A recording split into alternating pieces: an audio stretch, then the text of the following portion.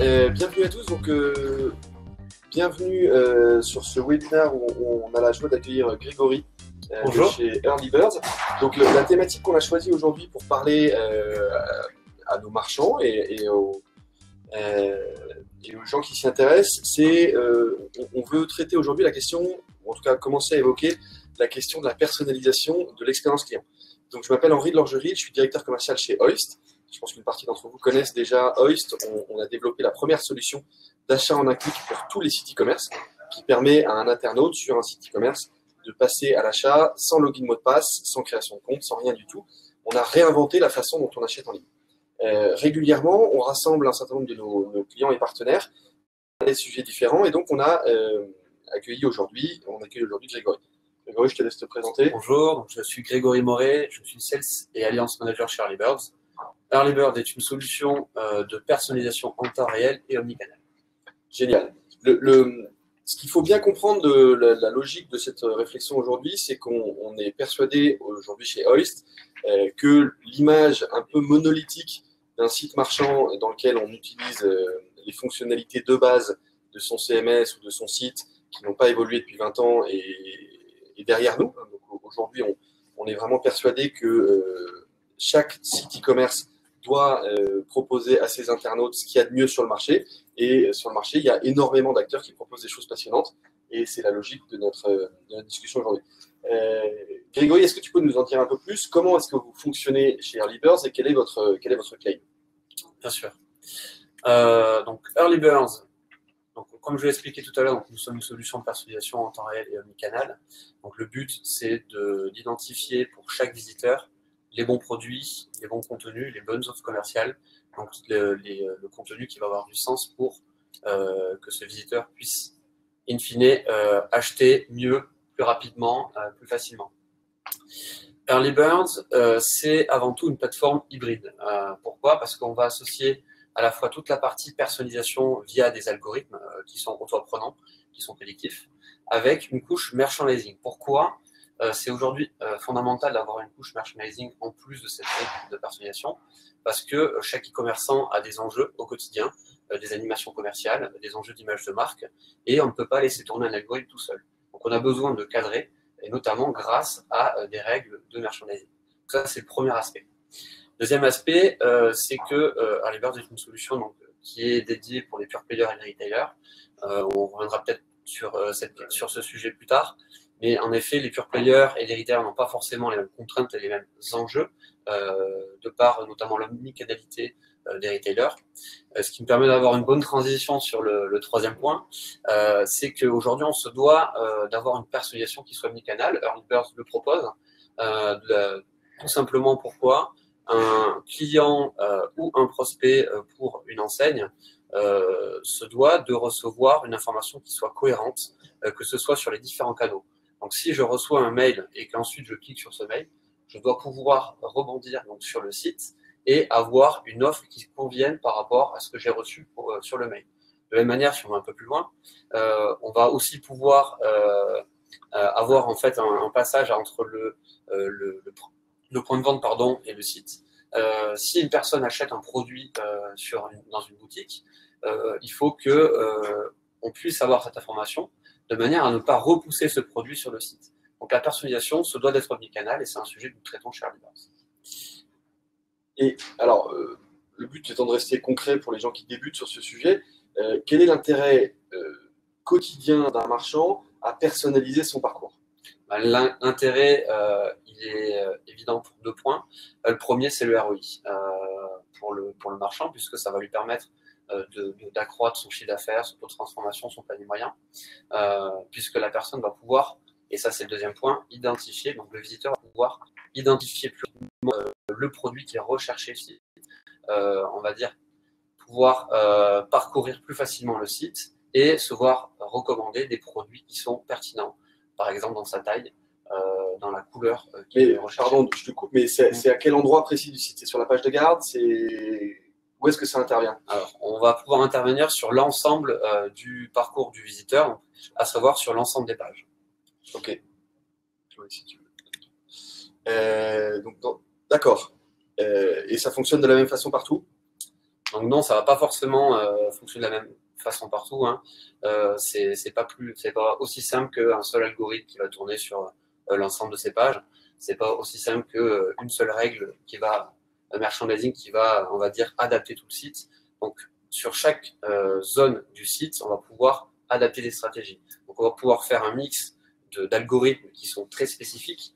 Donc, je pourrais revenir plus tard sur le sujet, avec justement des règles qui vont contextualiser par rapport à chaque zone. Là, ce qu'on peut voir sur l'exemple qui est en prévisualisation, c'est qu'on intervient donc, de la page d'accueil jusqu'à la page panier, donc vraiment sur l'ensemble du parcours, et chaque zone qui est donc identifiée comme de la recommandation produit, hein, donc, où Early Bird intervient, n'a pas forcément le même objectif. Une page d'accueil, par exemple, c'est une page, contrairement à une boutique physique, que nous pouvons personnaliser. Donc, on peut personnaliser la vitrine pour chaque visiteur.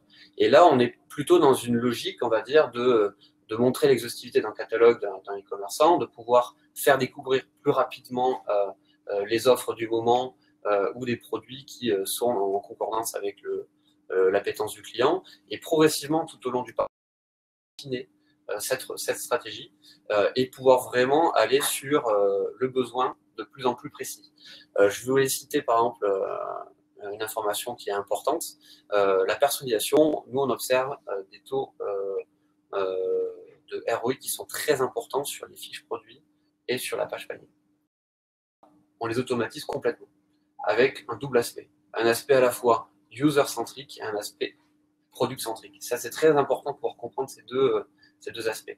L'aspect product-centrique, par exemple, ça va être de pouvoir contextualiser. Si je regarde, par exemple, un t-shirt, de pouvoir proposer en produit complémentaire de manière automatique des pantalons, des manteaux qui puissent être, on va dire, en accord avec le produit qui est en cours de visualisation. Je t'arrête là parce que je veux creuser un peu. L'intelligence de ce calcul-là qui permet de dire un t-shirt ça va avec un pantalon, est-ce que c'est ton intelligence de ton algorithme ou est-ce que c'est l'intelligence du marchand qui est mise à la contribution? C'est une bonne question et en effet, donc, ce sont les deux. D'une part, l'algorithme va être capable d'identifier grâce à l'analyse des caractéristiques produits la bonne sélection à recommander. Mais ensuite, ce qu'il faut dire aussi, c'est que l'algorithme ne peut pas non plus complètement se substituer, je vais y arriver, à l'expertise métier du e-commerçant. L'e-commerçant connaît très bien ses produits et c'est justement parce qu'il connaît très bien ses produits qu'il a aussi envie de pouvoir porter son propre regard sur les recommandations produits.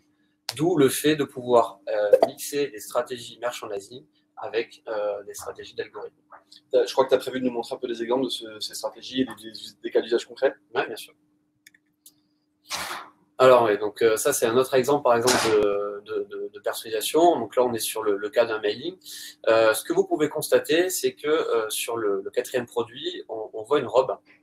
Une robe, et si on revient en arrière sur la slide d'avant, cette robe, en fait, vous pouvez la voir sur la fin du parcours d'achat.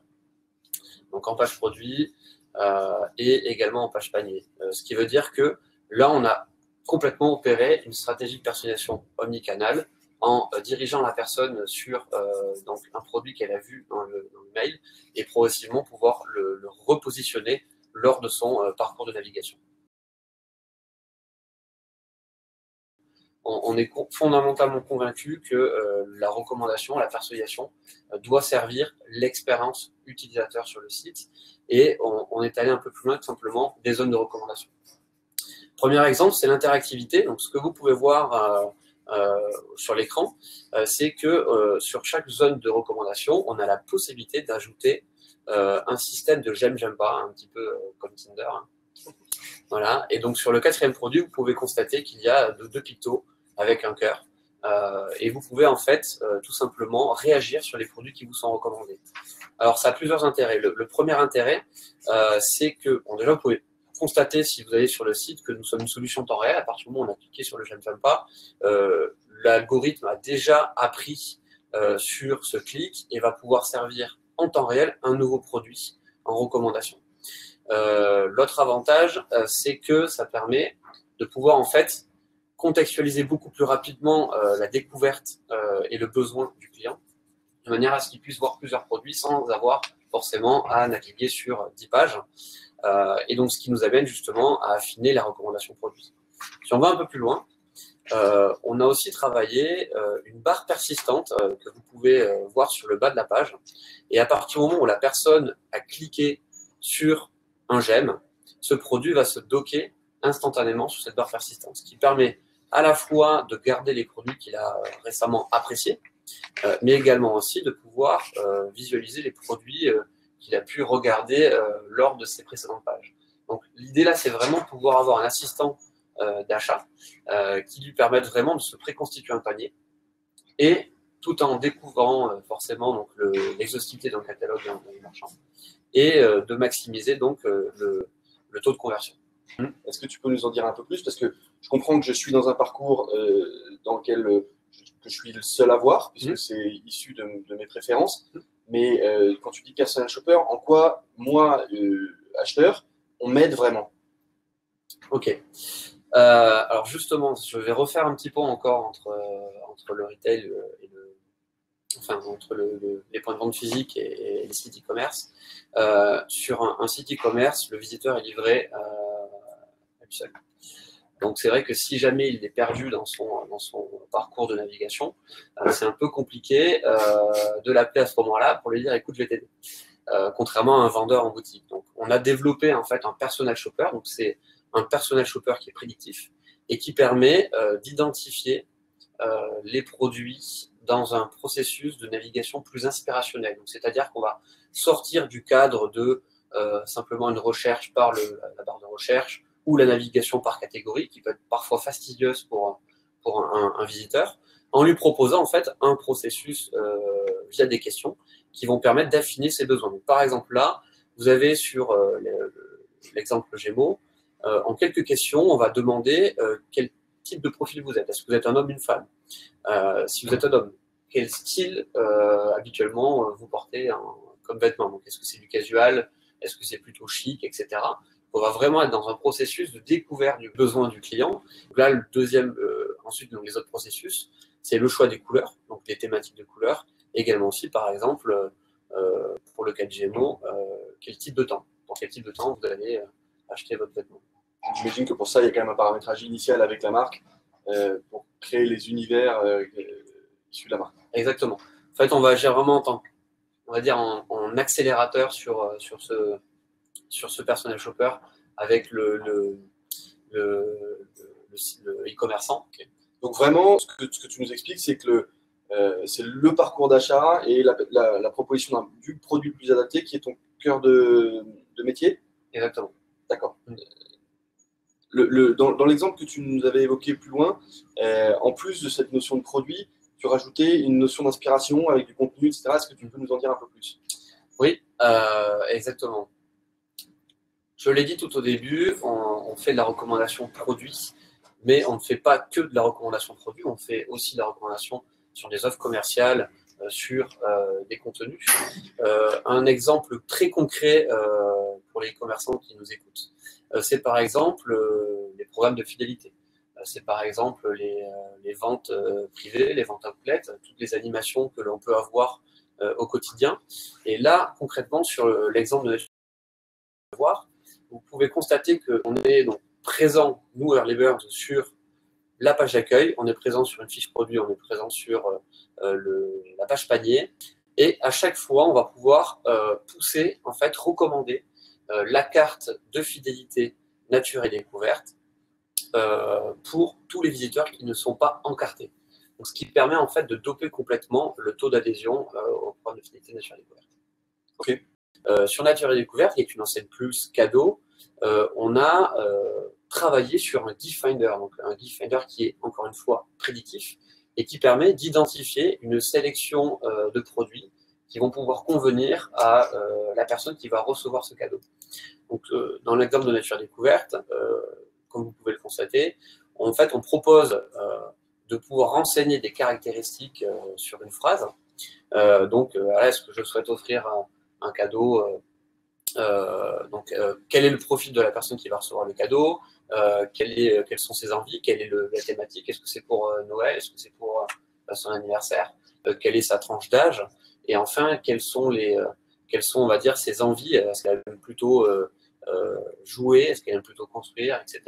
Donc, ce qui permet vraiment d'affiner la sélection autour donc, de ces critères qui sont renseignés. Donc l'intérêt de ce type de Key Finder prédictif, c'est vraiment pouvoir aussi analyser sur la totalité des produits qui ont été choisis in fine par rapport au profil, de pouvoir analyser justement, ben, tiens, sur tel profil, on observe que c'est plutôt tel type de produit qui est sélectionné, etc., etc. Donc on est vraiment sur du machine learning. À propos de machine, tu nous présentes un truc qui ressemble un peu à une machine de guerre, dont les potentiels sont vastes. Moi, je suis un e-commerçant lambda, je travaille sur un site simple dans lequel, dans mon back-office, j'ai pas l'impression qu'il y a les boutons pour faire ça. C'est quoi les prérequis un peu techniques et concrets pour pouvoir me lancer dans de la personnalisation? Alors, effectivement, on ne peut pas, on va dire, se lancer dans la personnalisation sans avoir quelques basiques. Et le premier, lorsqu'on souhaite installer une solution comme Earlybird, c'est de pouvoir avoir donc 4 éléments essentiels. L'historique de vente. Pourquoi? Parce qu'on a besoin d'accélérer le processus d'apprentissage d'un algorithme. Et l'historique de vente nous permet en fait d'éviter un apprentissage à froid des algorithmes. En déjà une pré-analyse de pour tel et 10 clients, voici ce qui a été acheté en termes de produits, en termes de panier moyen. Donc ça permet en fait d'accélérer l'apprentissage de l'algorithme. Deuxième point, c'est le flux produit. Sans flux produit, c'est un peu compliqué de recommander des produits. Pourquoi? Parce que l'algorithme en fait va être capable d'analyser les caractéristiques qui sont sous ce produit. En général, du moins dans le passé, souvent les solutions se basaient sur les 10 produits pour pouvoir recommander d'autres produits, c'est-à-dire les internautes qui ont cliqué sur ce produit ont regardé aussi ces produits. Aujourd'hui, on est capable, chez Earlybird, de pouvoir aller beaucoup plus loin que ce système basique et de pouvoir vraiment affiner par caractéristiques produits. Donc d'être capable d'identifier qu'une personne a regardé lors de sa navigation uniquement des hauts avec de la dentelle, caractéristiques, et une couleur noire, par exemple. Donc, on va beaucoup plus loin que ce qu'on pouvait faire par le passé.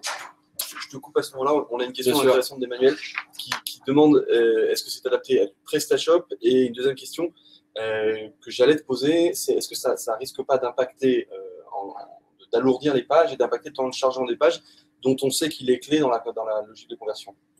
Donc, on n'a pas, effectivement, on n'a pas de limite ou de contraintes particulières, que ce soit sur un site PrestaShop ou un Magento ou un Demandware, etc. Tout type de plateforme, on va pouvoir, donc, bien entendu, mettre de la personnalisation dessus. On n'a pas de contraintes spécifiques par rapport à PrestaShop. L'autre question, le temps de chargement c'est le temps de chargement des pages, effectivement. Donc, sur le temps de chargement des pages, il y a des bonnes pratiques à avoir, forcément. Mais ce qu'on ne peut pas ignorer, et en toute transparence, il faut quand même le préciser, lorsqu'on est sur un mode d'implémentation type JavaScript, donc c'est-à-dire que ce sont des tags qui vont déclencher des zones de recommandation affichées, on peut de temps en temps avoir des effets de scintillement, mais ça c'est un effet qu'on ne peut quasiment pas annuler, et ça va beaucoup dépendre aussi de la rapidité du site. Pour pouvoir adresser les recommandations, il nous faut bien entendu pouvoir traquer le parcours de navigation du visiteur, et donc de par ce fait, on va poser des tags sur l'ensemble des pages pour pouvoir, par exemple, analyser le temps passé sur une page, qu'est-ce qui a été cliqué, est-ce que la personne va plutôt regarder le descriptif, à savoir est-ce qu'elle est potentiellement en recherche d'informations, est-ce qu'elle va plutôt être enclin à cliquer sur des call to action, ce qui veut dire qu'elle va plutôt être déterminée dans son acte d'achat. Tout ça, ce sont des points qui sont analysés par les algorithmes, justement, grâce à ce tracking du parcours du visiteur. Ok, donc rien d'exceptionnel. Il y a pas mal de produits qui sont des produits standards. Je suis marchand, j'ai donc mes prérequis techniques. Qu'est-ce que je peux gagner? Si on parle un peu de ce que j'ai dans la poche, quel est mon ROI à la fin de cette personnalisation? Bien sûr. Donc l'intérêt de la personnalisation, on l'a déjà évoqué en commençant sur ce webinaire. Il est clairement sur du ROI pour le marchand, parce qu'on va permettre de pouvoir donc maximiser les ventes sur le site. Donc on va travailler beaucoup sur le taux de transformation pardon si la question est gênante, mais je me mets toujours dans mon rôle de marchand. J'implémente ton produit. Est-ce qu'au quotidien, ça va m'alourdir le boulot? Il y a plein de marques qui ont aujourd'hui des équipes e-commerce qui ne sont pas extensibles. Et donc, s'il se rajoute en permanence des actions à faire pour que le site fonctionne au mieux, ce n'est pas tenable. Est-ce que c'est quelque chose qui est lourd à gérer au quotidien? C'est un point qui est très important parce que c'est une question qu'on nous pose, je pense, à tous nos rendez-vous. Donc, on parle bien de personnalisation et d'automatisation. J'ai beaucoup évoqué le terme de contextualisation, d'automatisation. Donc, clairement, notre objectif, c'est d'alléger au quotidien les actions qui sont faites par les équipes des e-commerçants. Il faut savoir qu'on travaille avec tout type d'acteurs, que ce soit des sites à taille humaine comme des sites internationaux sur plusieurs pays avec des équipes très étoffées. Et on est capable de positionner le curseur de l'accompagnement et des tâches au quotidien en fonction de chaque e-commerçant. Aujourd'hui, il faut se poser les bonnes questions. C'est est-ce qu'on préfère avoir des équipes opérationnelles, des merchandisers, des responsables e-commerce qui soient concentrés au pilotage des KPIs, ou est-ce qu'il faut qu'ils soient concentrés sur mais sur telle zone de mon site, il faut absolument que je pousse en manuel tel produit, tel produit, tel produit. L'idée, c'est vraiment de pouvoir faire gagner du temps aux e-commerçants et de leur permettre d'être focus sur les KPIs, donc à savoir la performance du site. Ok. Merci beaucoup, on a fait un bon tour. Comment est-ce que tu vois, toi, la convergence qu'il peut y avoir entre cette personnalisation que tu proposes et une fonctionnalité comme ce que nous, on propose, un tout petit peu nous, à savoir un bouton d'achat en un clic qui permet de passer directement d'une intention à un acte d'achat? La complémentarité est évidente, dans le sens où nous, on permet d'accélérer le parcours, on va dire d'améliorer le parcours de navigation pour identifier les bons produits. Derrière, on a besoin d'accélérer le processus d'achat. Donc forcément, la jointure entre les deux solutions, elle est plus qu'évidente. Ça me semble assez clair. On est à peu près au bon timing qu'on avait donné. Nous avons une question de Fabrice qui pose la question de l'impact de la personnalisation sur l'optimisation de la supply chain. Je crains qu'on n'ait pas grand-chose à répondre à Fabrice parce qu'on n'est pas tout à fait dans le sujet. La question est: comment contribuez-vous à l'optimisation de la supply chain entre les dépôts de vente directe, les boutiques et les fournisseurs? Tu nous parlais d'omnicanal. Est-ce que tu vas jusqu'à faciliter la circulation d'informations? En fait, ça dépend. Alors, sur cette question, c'est une question qui nécessitera d'avoir un peu plus de temps que ce que nous avons actuellement. Mais en fait, ça fait un point très, très intéressant avec un sujet qui est l'omnicanalité. Forcément, une solution comme Early Birds est une solution qui est best in class. On sait très bien faire notre métier, on ne peut pas tout faire, et on doit se reposer sur des partenaires de l'écosystème qui sont justement aussi excellents dans chacun leur niveau. Que ce soit sur des PIM, des OMS, des DMP, etc. Et donc, cette information, par exemple, de l'optimisation de la supply chain, je pense qu'on parle notamment des stocks, par exemple. Est-ce que c'est un stock boutique? Est-ce que c'est un stock e-commerce? On est capable en fait de traiter ces flux à partir du moment où les commerçants nous les donnent pour pouvoir soit adresser les recommandations qui est disponible dans le magasin le plus proche du visiteur, ou soit basculer sur un stock qui est purement e-commerce. Ça dépend complètement de la configuration du e-commerçant. D'accord, c'est pas toi qui vas le faire, mais tu vas t'appuyer sur des outils. Exactement. Nous, on a la possibilité de faire de la personnalisation avec un stock, par exemple, par boutique, par magasin. Génial. Est-ce qu'il nous reste des questions? On est bon? Génial. Je remercie infiniment Grégory de ton passage et de tes explications claires sur ce que vous proposez. On va continuer cette série de rencontres.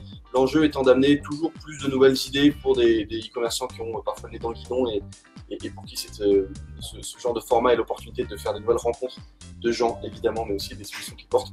Donc, on remercie infiniment Grégory et tous ceux qui ont participé à ce webinaire que vous retrouverez en enregistrement sur des réseaux sociaux, j'imagine d'Early Birds et en tout cas de Hoist. Merci pour votre invitation. Et à très bientôt. À bientôt.